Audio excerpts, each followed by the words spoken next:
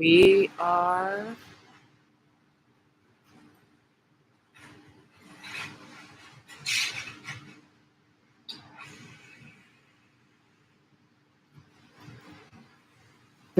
live at Bay Area Glass Institute for a visiting artist residency for myself, Meryl Pataky, and James Akers. James is currently doing some flame working. He is helping me make my work, the candle holders, and we're going to be bouncing around on the flames. And I will bring us a little bit closer to that.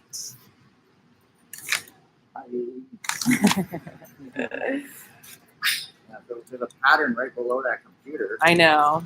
Of what we're going for. We've been working off these really loose patterns. So, yeah, Meryl, kind of saying like we've been working off these loose patterns so we can kind of communicate like more this way or more that way or more blobby or whatever. So now we're trying to bend this to go more in the direction that Meryl's looking for because we're trying to get there. And I just happen to have a little bit more experience. Definitely not an expert at this, but I do have a little bit of experience with it. And so, yeah, just kind of using the hands that have a little more experience so we can get these things done in the time frame we have. Yeah. He's gaffing. Gaffing, exactly. That's the word that I was looking for. And I think this'll do nicely, perfect. actually, as long as you can scooch around it, okay?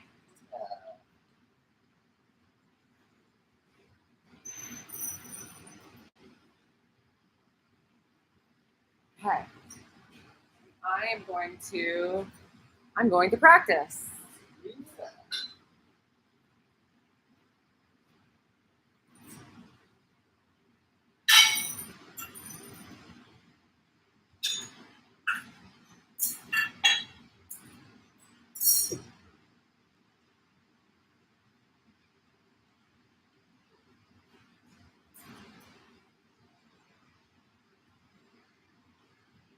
We should probably anneal this thing before we stick electrodes on it. You want to put it in the kiln, right? Yeah. So once we get the sheet, do you think maybe we'll anneal it then? Yeah. You want me to move that out of your way? Yeah, probably should do that. Also going to move your chair, so don't try and sit. Okay, thank you. Yeah, because if you anneal those electrodes, they're going to get not so shiny. You won't be able to put them under a vacuum off.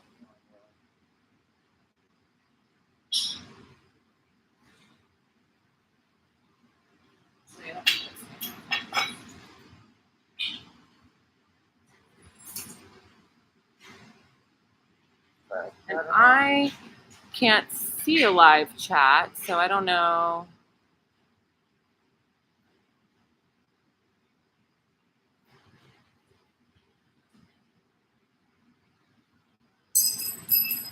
Dropping stuff all over. Kind of like, I'm not a scientifically trained flame worker by any means. I got kind of a few crash courses, but we're both actually really coming at this from a neon bending perspective. Very true. So, we're making it our own. We really are. So, yeah, we're kind of hybridizing these two processes and these two kind of industrial crafts, and pushing the limits of both, really. Of course, pushing the limits of flame working is kind of a big, broad statement, but there's definitely scientific folks who laugh at that statement, but I don't think they're on this screen. yeah, they'll have to see it later.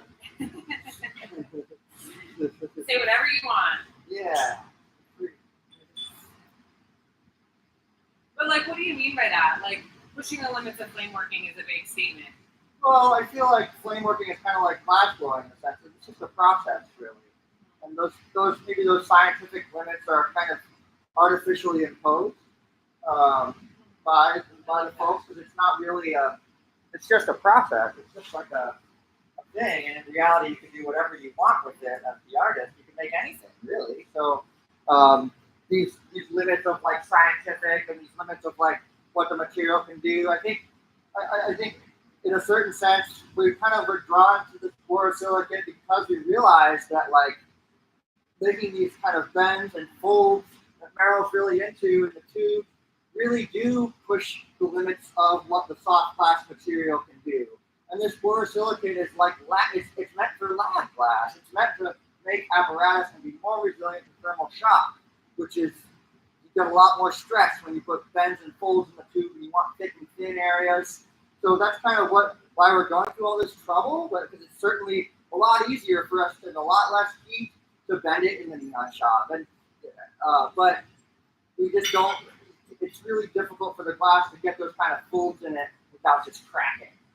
And that's kind of so. Yeah, some of these limits are kind of limits with the material, but with the flame working thing, it's like some of them are just kind of limits that like a scientific glassblower may not really do it in this way. But like we said, it's kind of a hybridized approach between neon and scientific. I think I'm kind of getting into that neighborhood that we were looking for here. We're about there. Yeah, that looks nice. That sits very well. It's got that phase separation thing, so I want to go back in and roast it and try to also clean it up a little bit better. Let's see. Show the camera that. Yeah. Show the camera. So here's our real rough pattern here, and what you see in the Sharpie outline was what we had this morning from last night, and then Meryl's saying like she wants to go over here and work in this a bit more and bring this up and out. So it's got this like what the scientific people told me is like face separation or something. It looks kind of like D-vit, and it might actually be D-vit. But it's like a little, for people who don't know what that means, since we are talking to a broader audience, it's like hazy there. It's hazy, yeah. And so I'm gonna blast that with this gas oxygen flame, and it's also kind of thick and thin in that area. So we're gonna blast that out. First, I'm gonna preheat it a bit more by moving down the oxygen.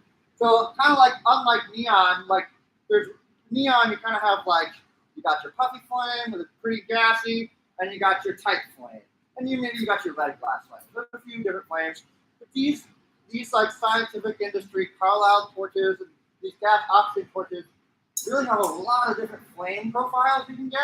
And so this kind of soot throwing puffy flame is really good for gently preheating in. But as I add more oxygen, the temperature of the flame increases, and we can slowly kind of warm things out and warm things in. The scientific people definitely tell me heat in, heat out. That's kind of the way they're trained to work. And as a neon worker, I get the heat in part, but I still definitely struggle with the heat out. And so I just have to remember every time to like just heat it back in because fixing the cracks can be a little bit annoying. So it's all part of the process, I guess. Yeah, I've got this real gnarly, super foldy area that would be very angry in soft glass, but with borosilicate, it's still angry, but it's a little bit more manageable, which is kind of what we're going for. We're going for that gnarly look. I've been kind of saying it's like a fine line between looking really awesome and being a pain in the butt to make.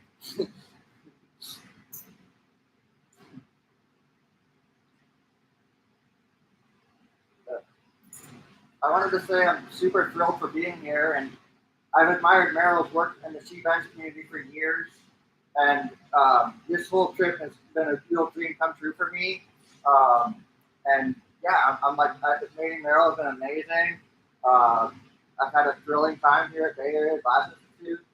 Thanks to Aaron for having us both out. Yeah, and I'll definitely be repeating those words because I feel strongly that way.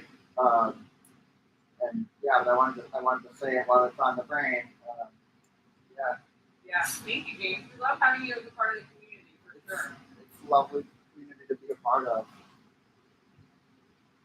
But here's where I did that little preheat to keep that area happy, and now I'm just going to roast it out to try to get rid of that phase separation and also melt in the area.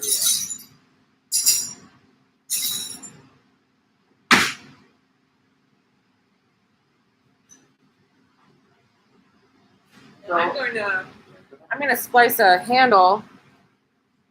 I'm gonna splice a handle on here so I can work it a little bit better.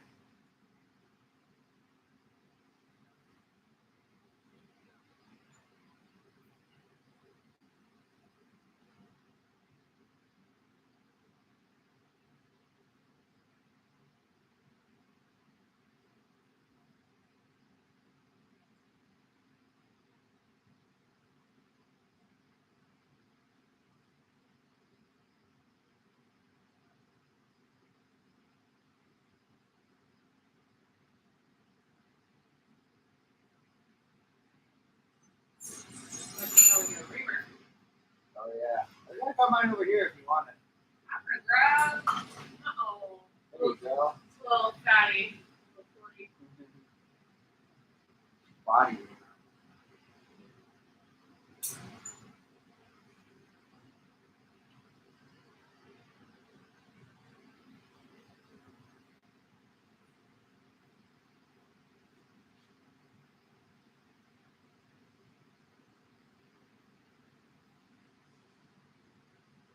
So with the borosilicate, one of its, I mean, obviously we have these, we do have a little crossfire set up here, but a lot of this is designed for like a one single point flame. So kind of like European style neon bending.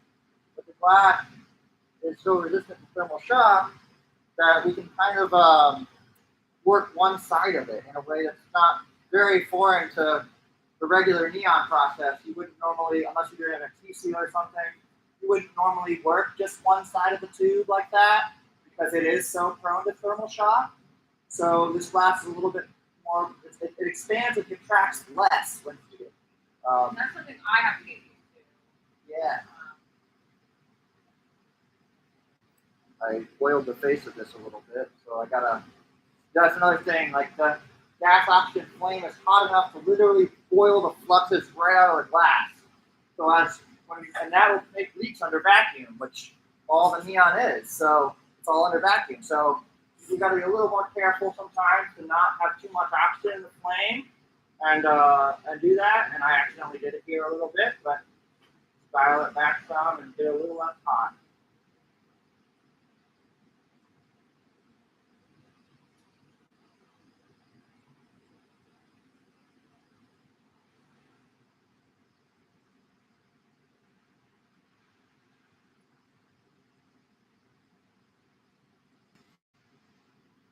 One thing that I was saying earlier, this lady Sally Crash, who's an amazing scientific glass teacher for this kind of scientific glass style working, um, is she said when you heat the glass, you wait, you say, "Oh, beautiful glass," and then you blow, and it really helps even out everything.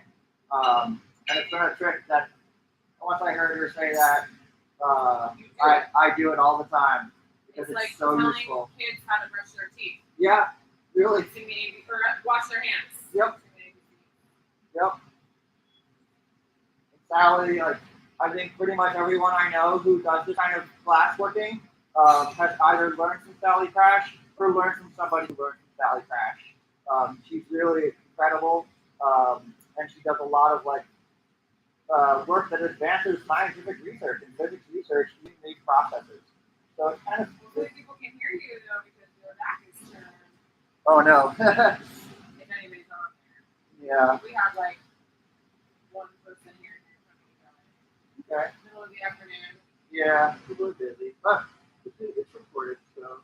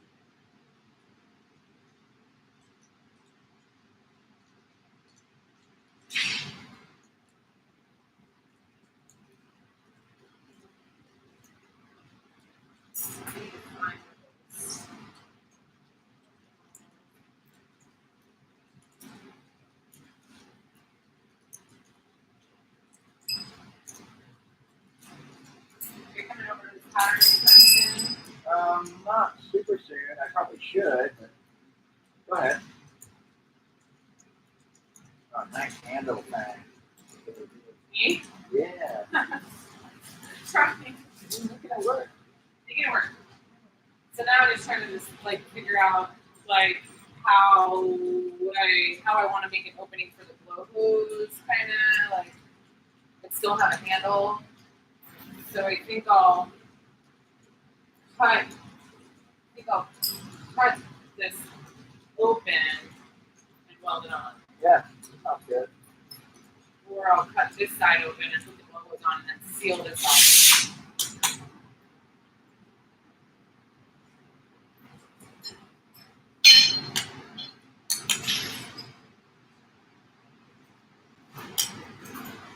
I didn't completely get rid of the haziness, but it's a bit better. But when we put it in the kiln, it'll go away, right? You don't think so? Okay. It's dirt. It's interesting. Sometimes I get it on the neon glass too. Yeah, it can show up. It's like when you move it. Like I think it's when it's like almost done, like moving, and you move it. I think it does that. And so for me, I was kind of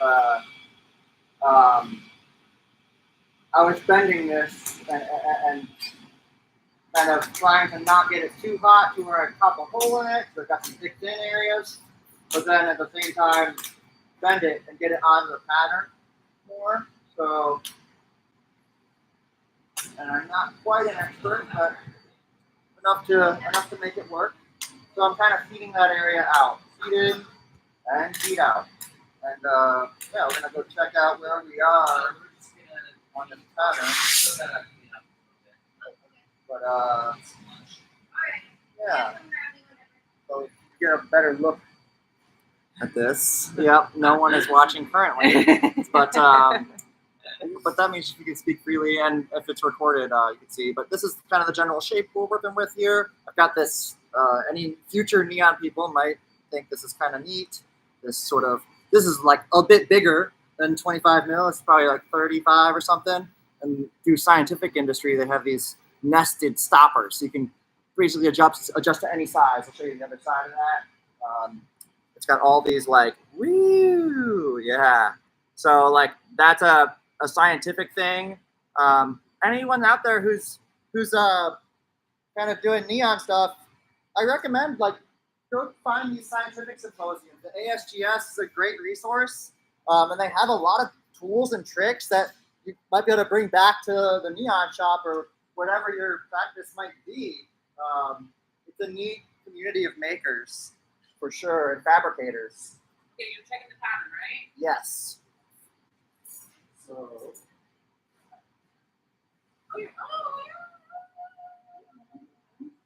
No, I actually like that. Here, let's that's it. Yeah. So, what if we clean back now? Okay, so I'll put it back on here. I'm about to weld a handle on here. Okay. But like, I think he's getting toasty. But should we address this thing over here first and kind of get that then?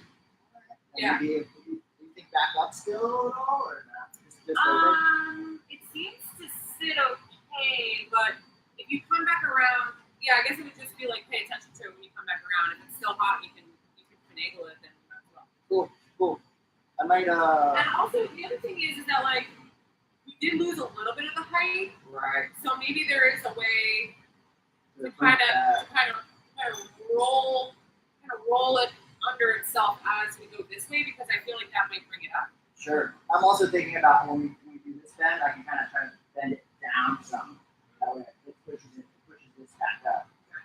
So this is the gaffing process. This is how it's kind of happening. The back and forth dialogue between artists and like hands. And so yeah, like Meryl saying, we want to bring this side out this way, and in her drawing she's made that clear. But now she's also like looking at it. It's like, hey, like we can bring this side around, and as the hands, I'm like, I need to weld a handle on there so I don't burn them. Don't burn them hands. yeah. But yeah, it's So, like a are you more inclined, because you've already worked this area, you're more inclined to address this issue first because it's closer to the key, basically, and it might be yeah. a better idea to sort of get that out of the way first, and then Yeah. you can kind of address the last bit of the two, because it's a little bit like starting anew. Yeah. Like I'm thinking in my head, I'm thinking, all right, let's take care of this over here. That way, I have that whole end taken care of, basically. Right. And of course, we could go back in and make little edits here and there, but then I can move on over here and just kind of have this area be nice and cold. Yeah. Yeah. Cool. Yep. Cool. So moving on along. Let's see if we can put it here. Oh no, well the computer doesn't do very well there, but Yeah. Yeah. maybe it was good on the. Yeah, I think the stool's kind of nice, and we can. There you go. It's a little low, but here. So I might have it.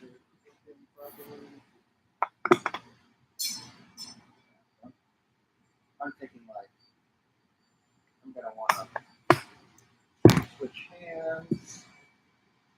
This is gonna come up. Okay.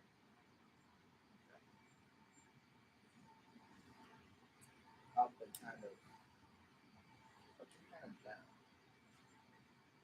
All right. Cool.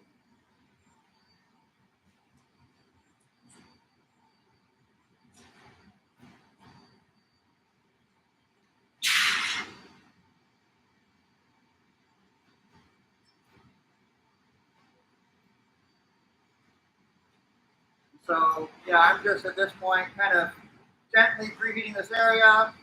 Even though it's borosilicate and it is more resistant to thermal shock, this gas oxy flame is so hot. I don't want to risk cracking this because it's annoying to go back in and have to stop the bending process to fix cracks and errors. I had to do that earlier on the part that I was kind of working out that haze. That's one of the reasons I think it got a little hazy there, because it was a little too overly aggressive with the folding and the kind of gnarliness of the tube.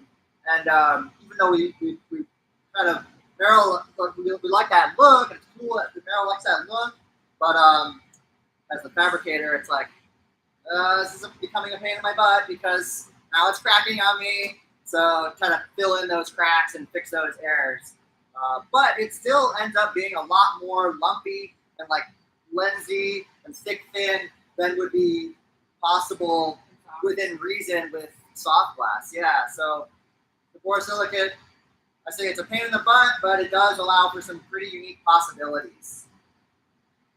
How would we? You could heat up like a rod and hot pop. Yeah. Yeah. Make sure your score line is nice and tight and in there. Well, there goes that. That's okay. I didn't mean. Yeah. Give me that. I just wish that this would crack it easily.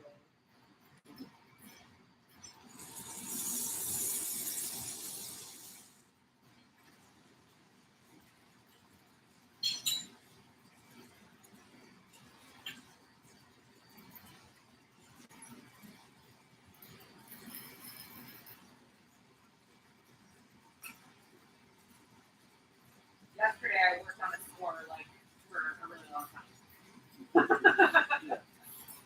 I think it was the same way when I started working in neon. Yeah. I was just timid.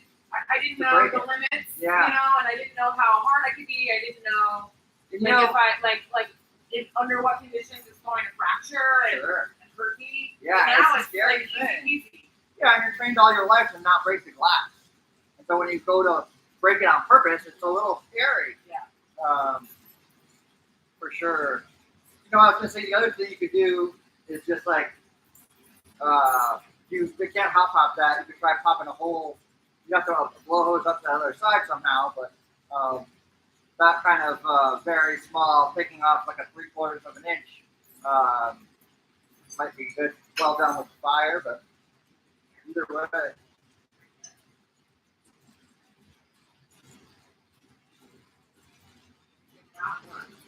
So this kind of back and forth, that's pretty common in neon bending for like the crossfire.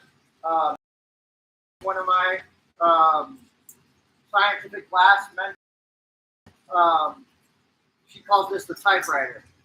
I think it's a pretty good name for it. And then this kind of motion where you're repeating kind of horizontally in the flame, we don't really do as much in neon, but they call that handlebars. So pretty cool little monikers for these that are great, I think, learning aids. Now I can see that. Got it. I did hop hop, but I didn't see it. So I did it a second time, and then it worked pretty well. All right. Getting all turned around here. Weird. Oh yeah, it really raised up. Wait. This was coming down, so I raised it up a little bit. I gotta raise it down and more right angles. This is like over. Yes. Yeah. It's like that. Yeah. So I went down a little too far. This handle it down. So maybe I need to bring it up more, not going down so much. What do you think? Yeah, that's correct. Yeah. Yeah. So. Yeah. All right.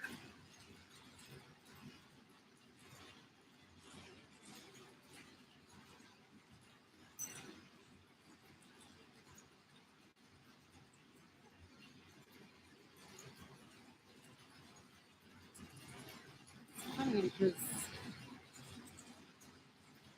Once again, we're kind of hybridizing these processes and letting us, like, I'm pretty used to these days, sticking very close to a pattern. And this, but I don't always use patterns for my own artwork.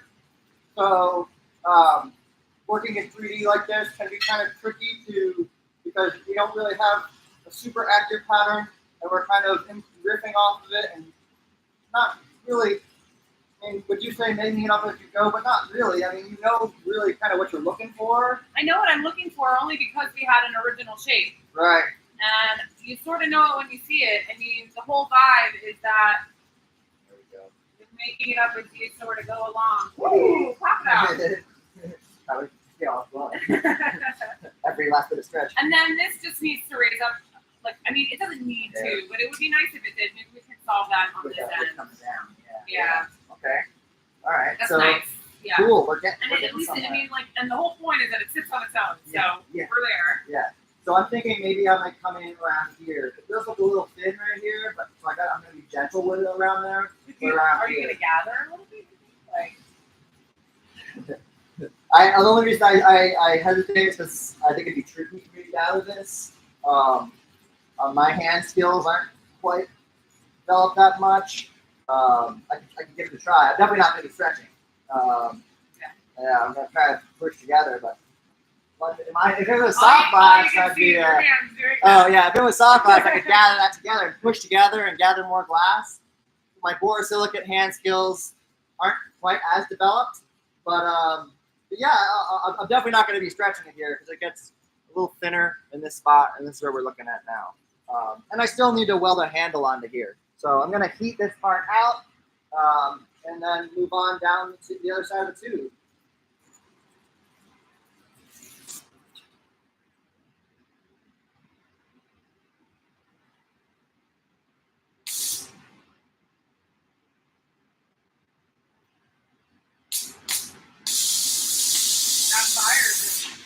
Now it's all pissed off.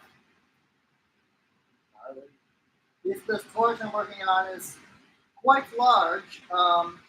It's like a CC plus or something for those who know flame working torches. But it's real old, so the burners kind of are acting up and whatever. My settings probably aren't quite optimal, but we're making it work.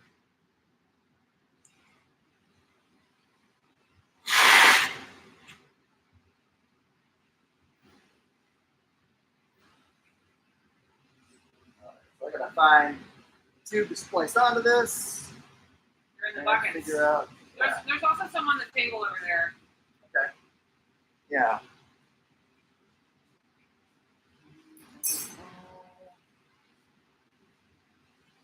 I like this.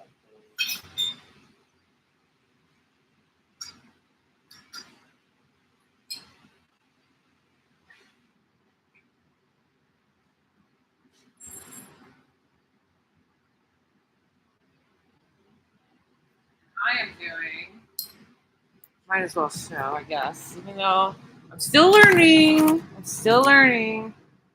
I am doing, and I wish that I could adjust the exposure here so you could see a little bit better, but alas, we're on the computer. I don't know how to do that. But I am side sealing. So I'm going to pop a hole. This is something I'm used to in neon, from neon.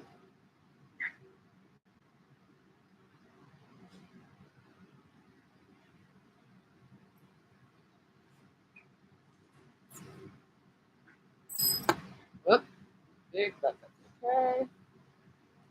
Really blew a bubble there. And I'm going to ream it out.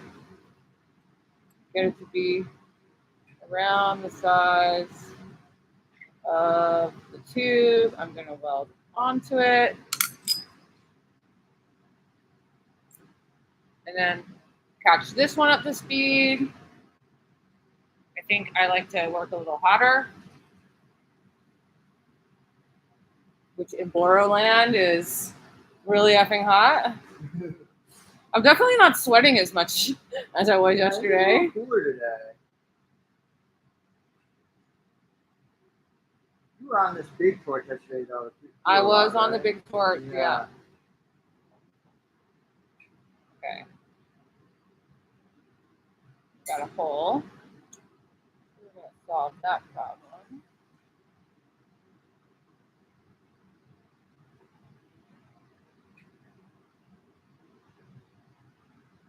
We're actually just going to tear it away now.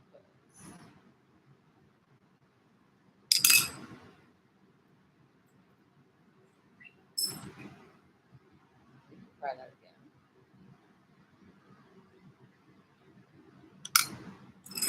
We'll get another tube.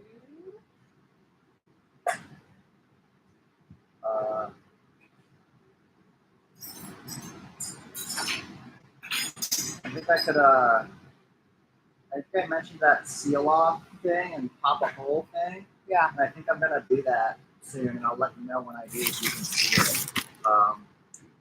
Yeah, with this, yeah. It's really quick. Let's see it. Seal off. There you go. Oh, that's a big handle. A little too big, but whatever. I'm not gonna spend the time to cut it right now. I think it'll work. I think one of the things that's gonna work against me in boro is like I'm not the best at setting up my space with everything I need and having backups for stuff I need. Like, right. And borosilicate, I was gonna say it earlier, but it's so much about prep work. And that is one of the things that struck me when first kind of getting into this boro land is the amount of prep work. So much prep work. So Meryl, I'm about to make this. Oh, you're busy. yeah, We'll see it another time.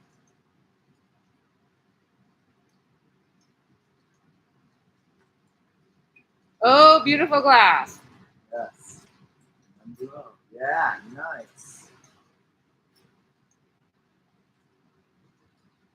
Oops. Well,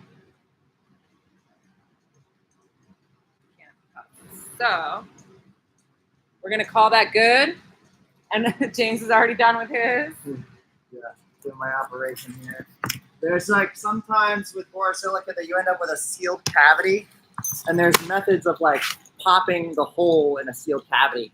So basically, like the glass will only move where it's heated up, and when you heat up the cavity, the air will expand in the inside, and then if you have a hot spot, it's just gonna pop out right there. So I just did that, but Meryl was kind of busy, and we're just we're working in the mode, and but We're wiping away now.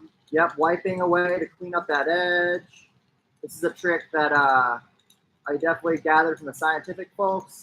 And when you I mentioned earlier that you can boil the fluxes out of the glass, and Katie calls that dead glass. I think it's a pretty apt moniker for it, but that'll leak under vacuum. So one of the best ways to get rid of it is to wipe it away. So I just have a solid glass borosilicate rod right here, and I'm also wiping just to clean up this edge. So just get the glass hot right there, and then peel it off. And I didn't do a very good job there, but here we go. And these kind of skills can transfer over to the neon shop, especially for your uncoated glass. I've found myself using them to when I get like a bad cut or something, I need to trim off a few millimeters of glass, or it's uneven or something. Yeah, it's kind of nice to have in the neon shop.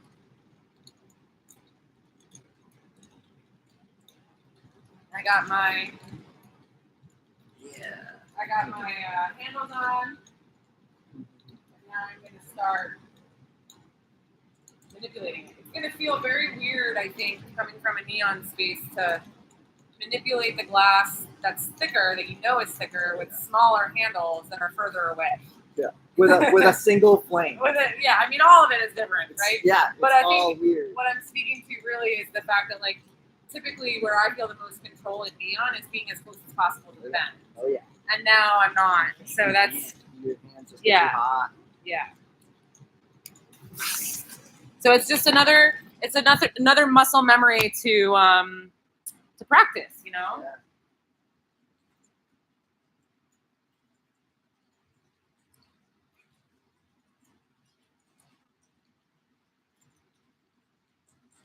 So you're gonna do a really big opening, you're gonna weld that on to the end of the other side. Correct. I'm making this little point here, my handle for the other side.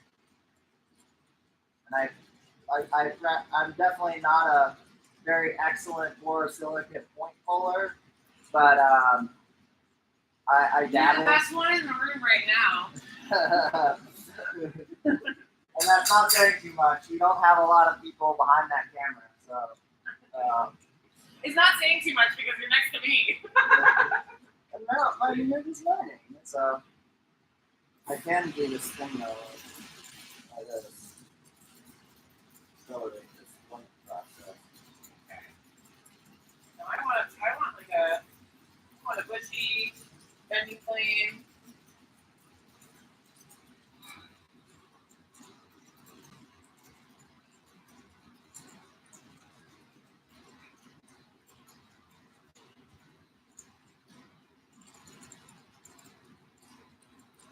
Yes. I like that.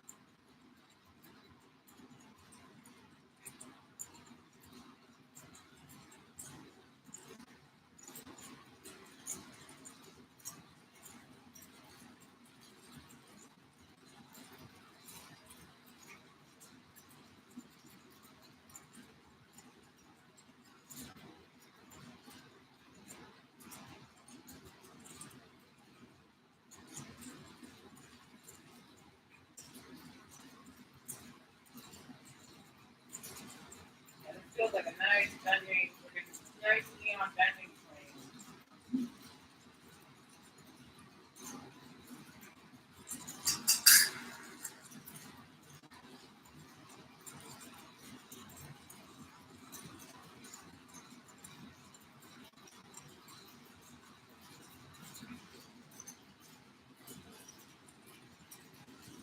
One thing that I've noticed with this borosilicate stuff is that every operation just seems like it takes longer. Like we said before, there's a lot more prep work with this.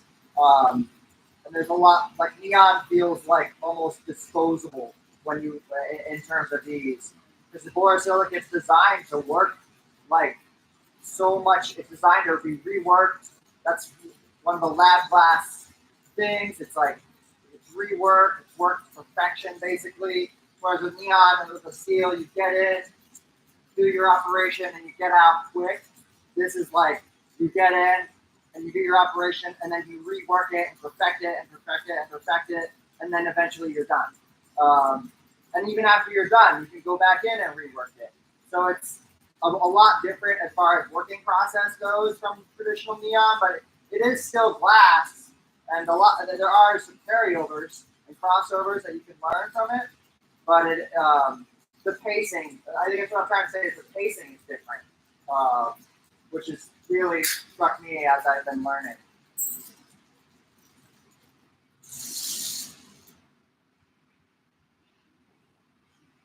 Long tolerance. rods, Meryl?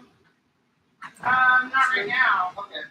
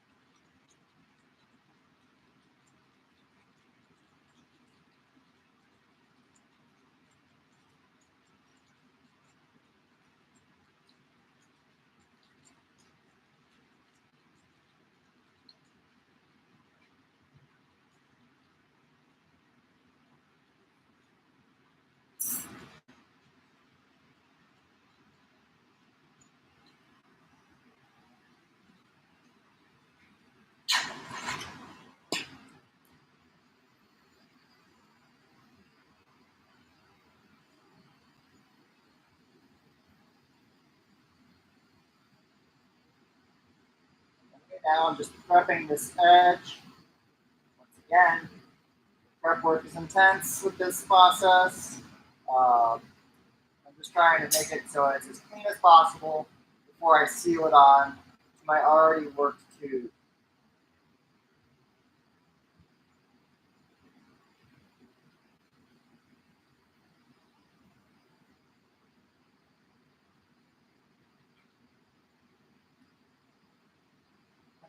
It's looking pretty much okay, especially if it's a handle.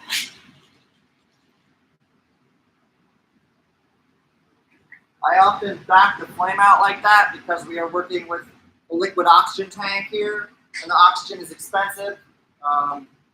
They pull it out of the air, but we don't actually have the capability to do that here yet. So yeah, we try to conserve resources when possible.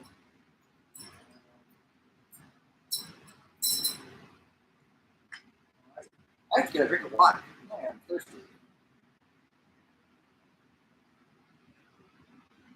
Water break. You okay as far as hydration goes now? You know what? Thank you for the reminder. I will stop in a second and grab some. Yeah. I did feel a little lightheaded this morning after a whole day of sweating my ass off yesterday. That's looking great. You got it going there. I'm just trying to get like a big, trying to see how big I can get.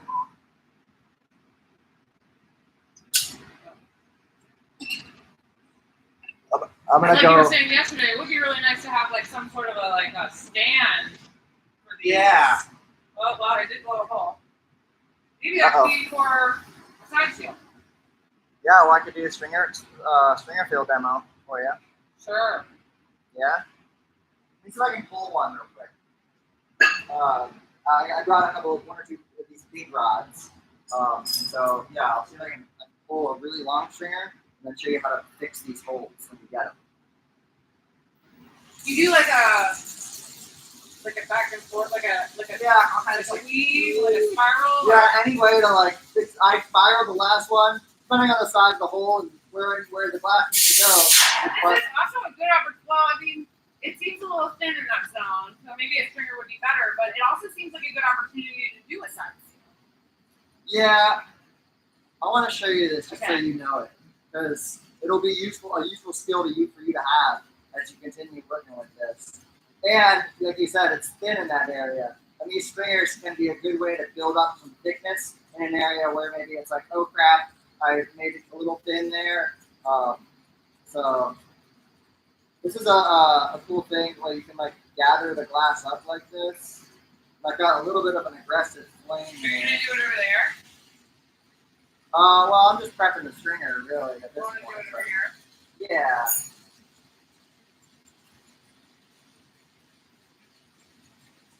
I mean, it's toasty.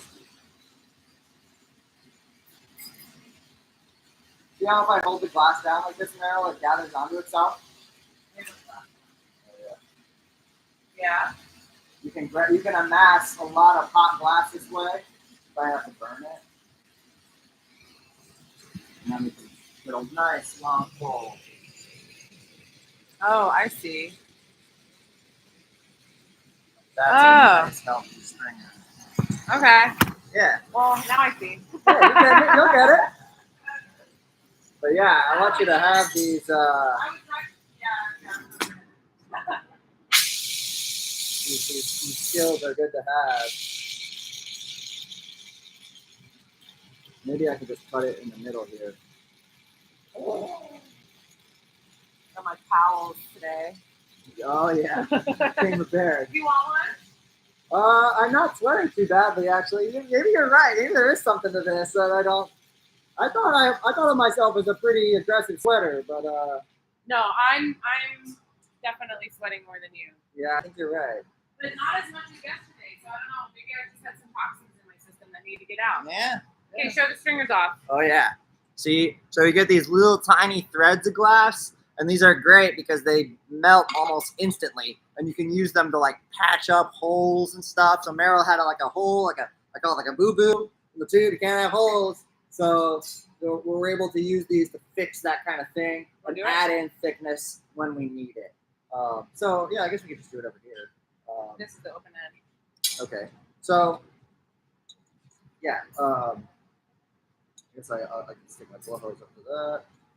But yeah, watching you'll see what I'm doing here, and you'll get the idea pretty quickly. So, I wonder if I can put that video on the website.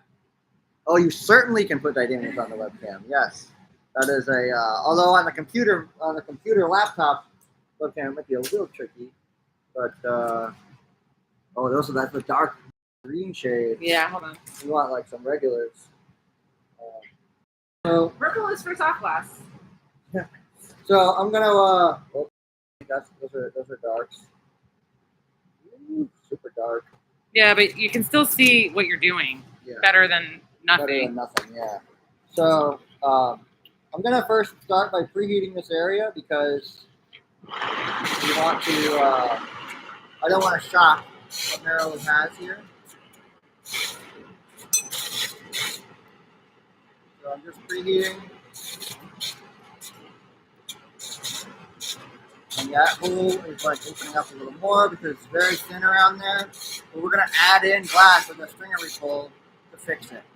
Okay, so Meryl, one of the big things about this is we don't want if we have like this is like a pretty gentle flame, but it's still real hot. If you add in a lot of oxygen, that's aggressive. Yeah. You can hear it. So like I'm gonna get like a pretty like soft but still melty flame, and then I'm gonna come in here and just fill this in. So I got my stringer in hand, and I'm gonna heat up the stringer and the glass zone, and the stringer is gonna melt onto there. Get it flame, and yeah, I'm gonna do this little spirally motion and just kind of patch it up as needed. And I might add a little bit of glass to the surrounding area. And it's important we have this neutral flame, otherwise that hole will just expand and widen out. So once we have that, I'm gonna put my blowhose in.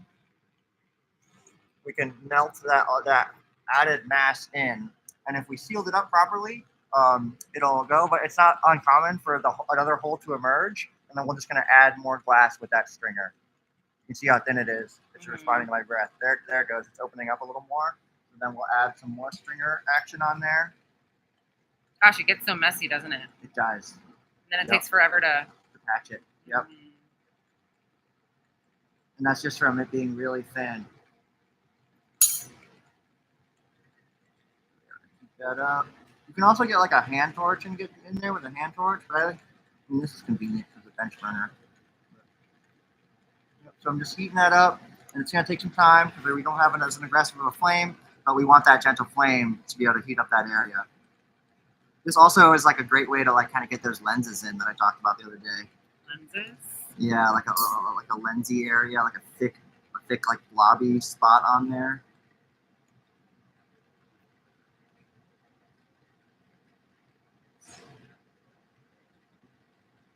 Yeah. And you're okay with it kind of collapsing. I mean, even when you breathe, you can see the glass yeah, going. I don't want to blow. We're trying to melt it in. If it stays like that, I guess I don't mind it. Looks like a belly button. Boo boo.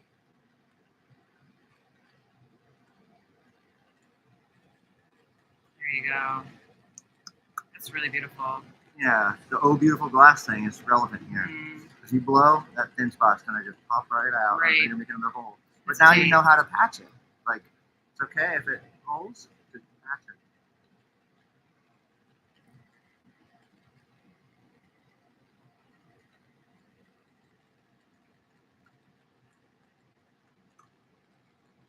There. So now it's like a little extra wiggly around there. You can see on the camera as I turn it, it's extra wiggly. But we fixed that hole, and now Meryl can continue like blowing and bubbling and fix these holes herself. Do you want to heat out? Probably. Thank you for reminding me. I forget all the time.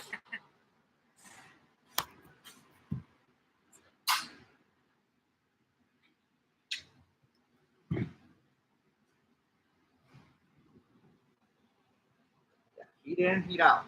And the worst about heating out. When that carbon layer that's going on there right now appears, we can be pretty safe because that we're past that strain point, and that we've gently heated it. And the glass is thin, so it's going to cool quickly. But we did just put a thick spot in there, so.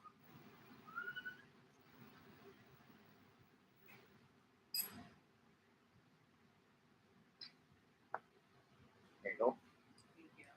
Hot. I'll give you those stringers too. Oh, nice. Yeah, so hot. And so you just twirl it and put it in really, really tight. Yeah, pretty much. And it just falls on itself like that. Yeah, as long as your stringers are nice and thin like this, they'll just melt pretty much like right away. And that's the reason you pull the stringer, because otherwise, like if you have a 5 mil rod or something, it takes forever to melt that. You can watch, like if you watch boro people like putting color on and stuff, they'll just like twirl rods on. I saw Netta yesterday doing some. Yeah. So, but the stringer, when you have a thin area and you're patching up a hole like that, the stringer is really nice because you're kind of in a triage mode. I know. I hate being in triage mode. I don't like that. It's stressful. Keep a little thicker. I'll be right back. I'm gonna refill my water bottle. Your water bottle's good, I think. I think my water bottle's good. Okay, yeah, I shook it. It felt kind of cool.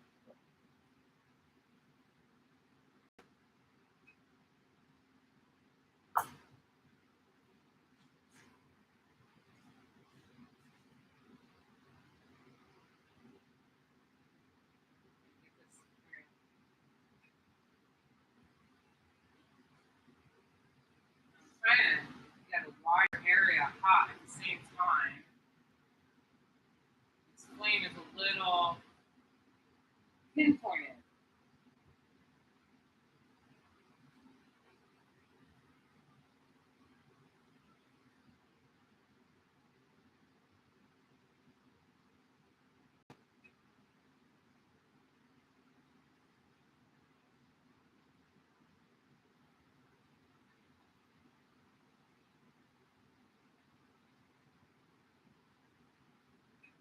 like this outer flame. I wonder what happens when I do that. No? Woo!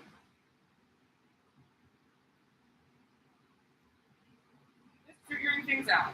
Figuring things out. Got another hole. Seems to get thin. And I think I might actually make that one the side seal. I might try the side seal now.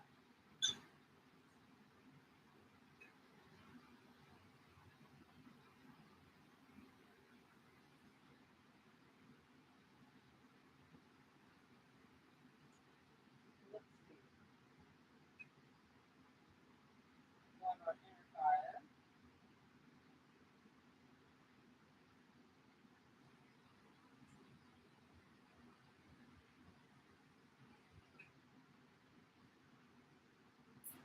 I got another one.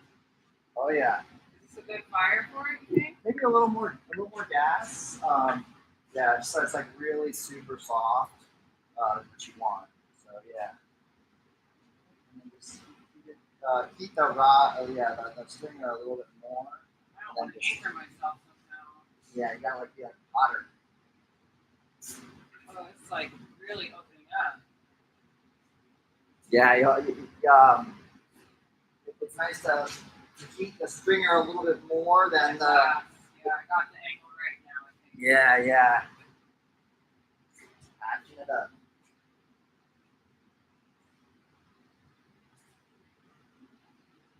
All right, back to big two.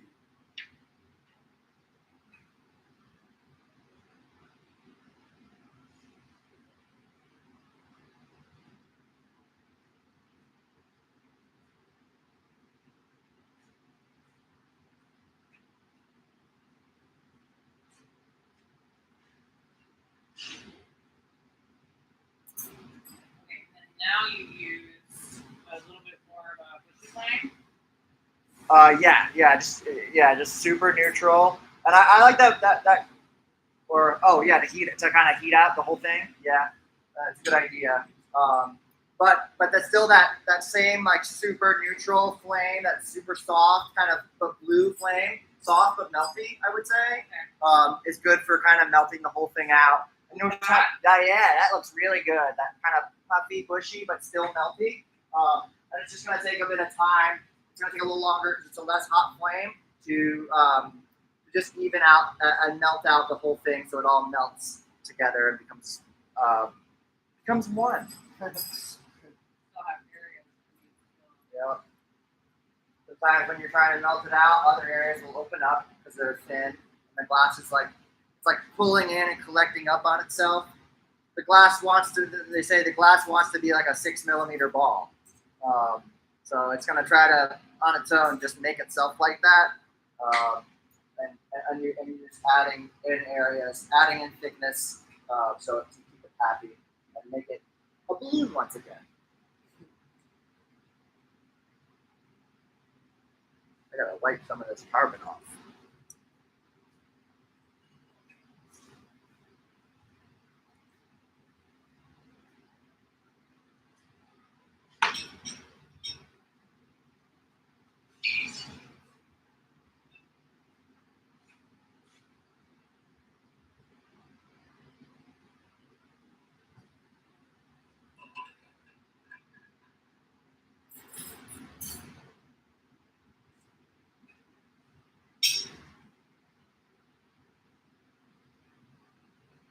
Yeah, more holes just keep opening it up.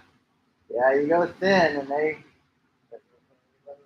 pop open very easy. It's one of those things where it's like, I don't know, is it worth it to keep chasing them or? Yeah, I mean, if you feel like there are too much, you can start over. Especially if, like, I think Sarah Blood once told me, if you spent less than 20 minutes on a piece and it's all going to shit, like, just start over. Especially if you plan on spending another like 6 hours on it. It's pretty solid advice. In Neon Land, especially. It's also like Land, really hard after a certain amount of time to like tell where the I don't have hole the whole is. thing filled yet.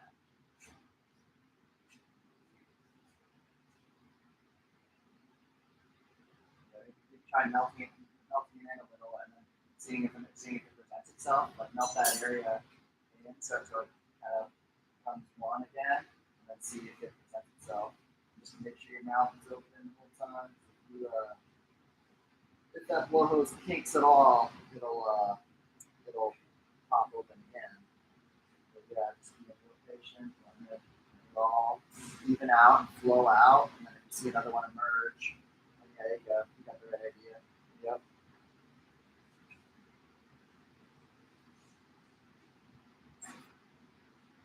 It's like on top of the heat, it's stressful. So that's extra sweat. Yeah, absolutely.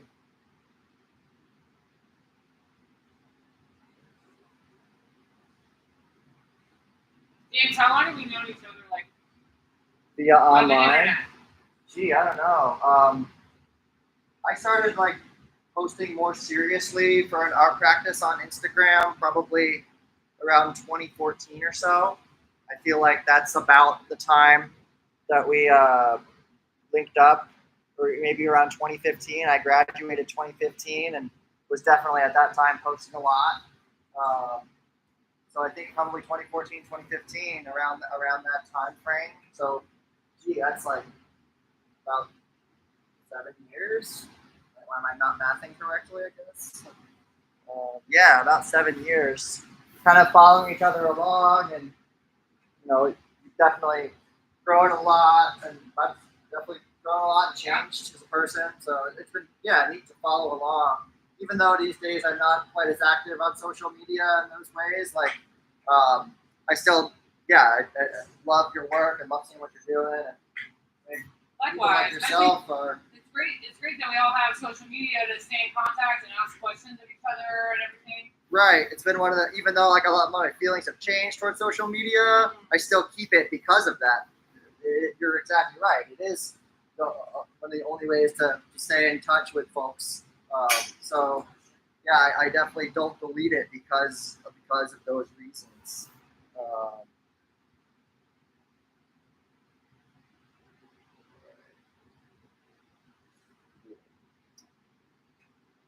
I'm gonna do this pattern off a little Do you have bit. any idea where this hole is coming from? I can feel it. One thing you can do if you're having a real hard time finding it, Meryl, is you can just back off the oxygen completely, so it's just propane flame, and then blowing, and you'll see that. Well, that's what I usually do, but I'm like scared to do it here, so that's a good tip. Yeah. Somewhere in the front. Yeah. It's like a Russian. Yeah. Oh, I see it. I see it. Right there. Oh, there. Gotcha. Yeah, it's tough. It's tough to see them, tough to find them. But yeah, like melting, letting it all melt in again, like you saw, like they'll just open right up. So sometimes I let it melt in and give it a lot of time, and just try to let any holes present themselves. Dear Lord, grant me the patience to deal with this material. Yeah, it's like I said, everything with borosilicate takes forever. It's going to take a little longer than you think. Can't really be rushed. You can't rush it. It's just going to take its time. It's going to take as long as it's going to take.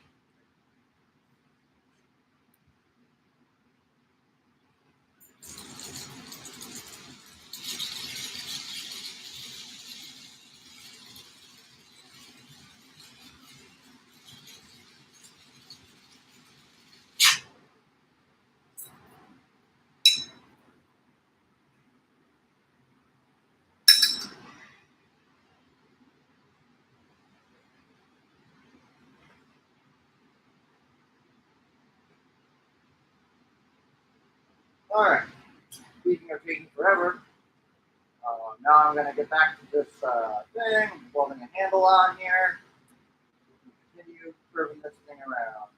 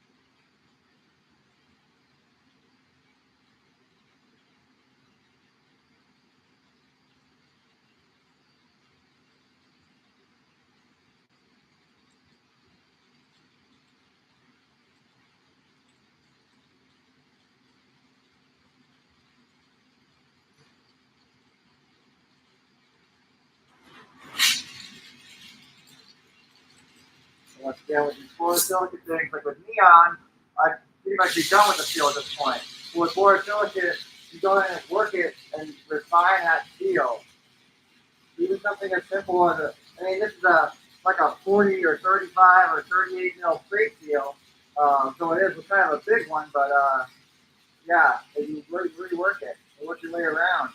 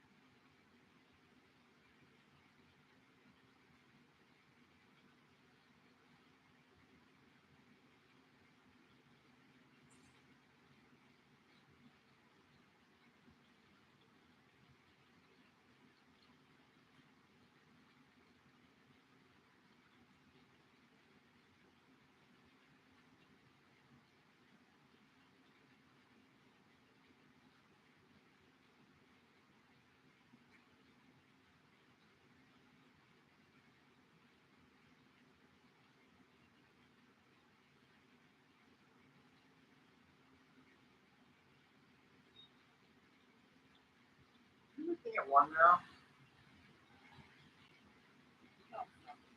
It's the last thing I might have to add there. Yeah. Anything we want to say? Thank all future viewers and the 1 or 2 people that saw it. So we got 2 likes on there. It's been a thrill to be here and working with you, Meryl, and it's been awesome to meet you. And I'm super excited to be on this California trip. There's so many people. I love you all. Really, it's like it's kind of working on that here for myself and working on something together. Yeah, it's been a dream come true, and yeah, I'm thrilled to be here and yeah, be part of the crew. And likewise, James, thank you so much for coming out to the Bay Area and meeting all of us folks who have really just admired your work and your energy for so long. And teaching me all there is to know about boro and really spending your time at this residency to help me with my work. It's just really, I'm really grateful for it. I'm thrilled to do that. Yeah. And so where are we leaving off now? We're gonna live stream tomorrow too, so you can check back Tomorrow at noon. But yeah, I've got this handle here, and we're gonna do something with this. Gonna be bending this around to kind of fill out this shape. Yeah, there's a pattern over there, but yeah, and then hopefully by the end of the week we'll have a piece to light up. Yeah. And so long from the BAGI studio for now. Thank you.